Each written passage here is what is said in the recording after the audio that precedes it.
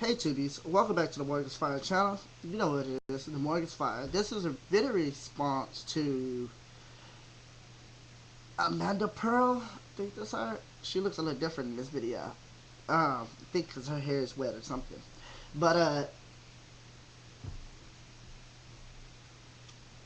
I wanted to make a comment, but I was like, I'll just make a video response. Um, the way I like to see the Will of the Year, and then when it comes down to the stories of the Will of the Year, I like to see them as sort of different because I like to go off of what I know. Um, I know that uh, an old woman just can't go to having kids and turn right back into the crone. It doesn't work like that. Turn right back into the maiden. It doesn't work like that. I understand that. So I have come up with a system. A system. I wish I had that crazy editing program where I could just like do all kinds of editing, but a system. I came up with a system that really works for me because I whenever I talk about the Will of the Year, I'm always talking about the wheel of fertility, the fertility cycle. Uh, sort of what I'm talking about. Uh, when you start talking about the Will of the Year, you're talking about the fertility cycles. You're talking about the farming cycles. You're talking about something else, and these different things have uh, have been looked at for different people. The farmers might look at the the earth fertility cycle. Um, the more religious folks might look at the Will of the Year story, sort of say. Uh, I'm gonna break this down. I'm gonna clarify and elaborate a little bit more. But when it comes down to the farmers believe, or when it comes to the farmers' Will of the Year type thing, and when you're trying to apply the Will of the Year to the farmers, it comes to the idea that it's based off of the sun, not no stories. Through my understanding, it's not based off of the story. It's based off the path of the sun, um, based off of the different seasons, cycles, and things like that, whatnot. Now, when you get to the fertility stories and talk about the fertility cycles and whatnot, now that's another different thing. It's much different because the way I've heard the story was that the goddess at the end of the year she travels through through death. Not She doesn't stop at death. She travels through death. So death is like a veil. She travels through death and she's reborn again. She's reborn too, just as the God is reborn. Just the way I've seen it. That's around Beltane-ish. Around Invoke-ish. Invoke-ish is where she's reborn, he's reborn. That's it. Uh, and then when it comes down to Ostara-ish, the goddess impregnates the goddess, and then when it comes down to Beltane time, she's still pregnant. Comes all the way down to back around to Yule time, and then she gives birth. Or yeah, Yule time pretty much. And then she gives birth again, and then it happens all over again. Uh, just the way I've seen it, that she's pregnant most of the year with the god's child. So she's baby mama for a long time. Most of the year she's pregnant until it comes back around again. Uh, till till about Invoke. Till Invoke, then she she she turns into the little girl again. She travels through death and reborn. She she has already given birth to the uh, God. So this is the whole understanding that I have, and I wanted to make this a quick video thing, but I guess it's not gonna be so quick. Um, it's just my understanding of it all, so I don't have to be so confused on it, or you know, like it's especially when I get to explaining to people, like, but she was just a crone. How she turned back? No, it's like another goddess, sort of to say. This her daughter or something like that. And then I had to keep explaining like that, but then I was like, no, the goddess travels through death. She's reborn again as herself. Um, and as we all know, we have no memory after death. uh, so she pretty much dies, reborn again. The god, he's been dead for a long time now. But his son is what's going to take his place. His son is going to take his place during the next year. Uh, yeah, so I'm going to just take y'all through my story and my will of the year. And I hope y'all enjoy. The first festival, the first point on the wheel, or the first spoke to me, will be Yule.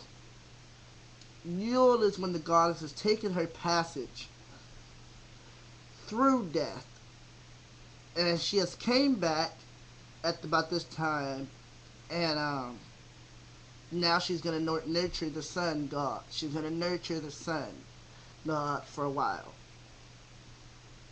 Her son, but she pretty much don't see him as that. She see him as her consort, because, or her counterpart, because she has no memory of this. They're both little kids at this point, or they're both small children at this point. And then it comes around to them both time. They're growing up a little bit older together. Um, and I guess I came up with my whole new story, because then we talk about Bridget and all this other stuff. But then they grew up together, and then Ostara, they have started dating. Um, you know, conjugal dating. I think that's how I said. But anyways, they have started like some sort of sexual relationship with each other. And then somewhere around that time, she gets pregnant. Then it comes around to Beltane and honor her pregnancy. Uh, and yeah, she's pregnant. Then the story of the god takes on more roles at this point, because now the god is nurturing the goddess now, because she's pregnant, so she's taking a little bit more time to sort everything out and making a nice little bed for her and everyone that. So he brings up the grass, he brings up the land, he brings it all up. He makes a nice little cradle bed for his baby mama. Uh, and this is around Lither. He's a grown man, he understands his purpose. He understands that he has to sacrifice himself at the end. Um, he's a grown man. See, did you see about the story of Jesus Christ? How he come in there too? 33. You see, he's grown. But anyways, uh, and he understands his true purpose. That he has to sacrifice himself for the goddess. But that his child will take his place. Goes on to about llamas, and then he actually sacrifices himself.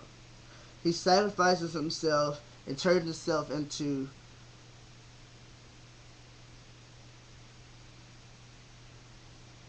he turns himself pretty much into seeds, grain, food for the goddess. Pretty much, he turns himself into food. Um, and then it comes around to Samhain. Is when the goddess is mourning for the god and whatnot. She's mourning and she's sad that he had to sacrifice himself and whatnot. And this is why we honor the dead and all this. And then the sun started going away again. Um, and then around uh, from October to December, which is a 3 month period.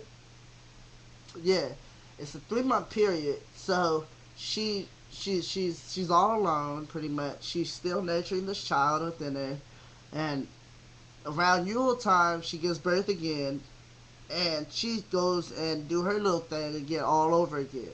She she travels through death. She travels through death and is reborn again as her son's consort.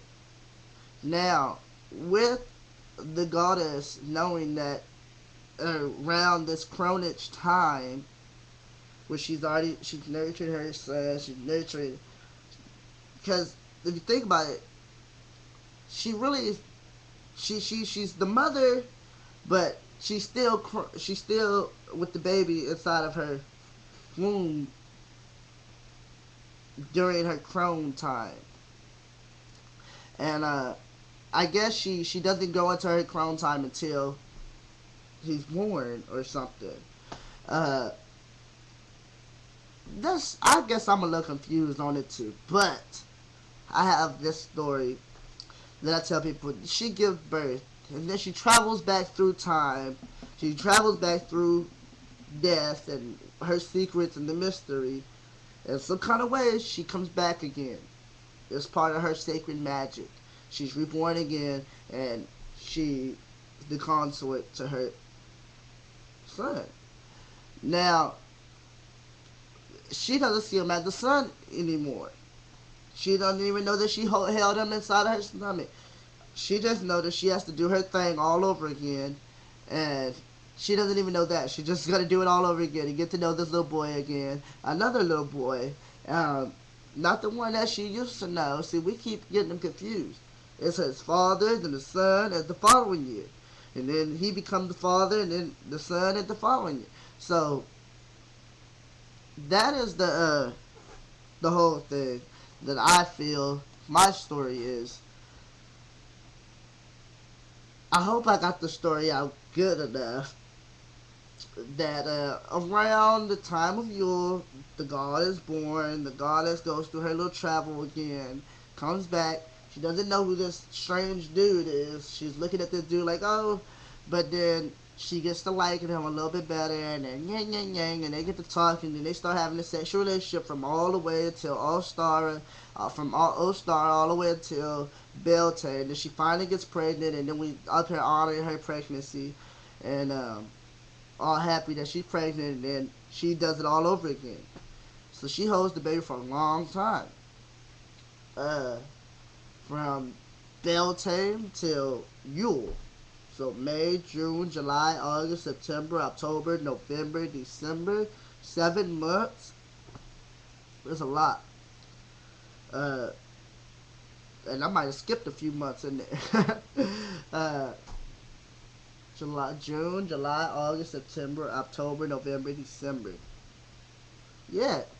So it's about 7 months in there. So she's a divine, and so she could do a little early pregnancy or something like that. And she takes her other little time, and because I said in between Ostara, I'm just I'm just going on and ranting. You can accept this video quest if you will. Bless you.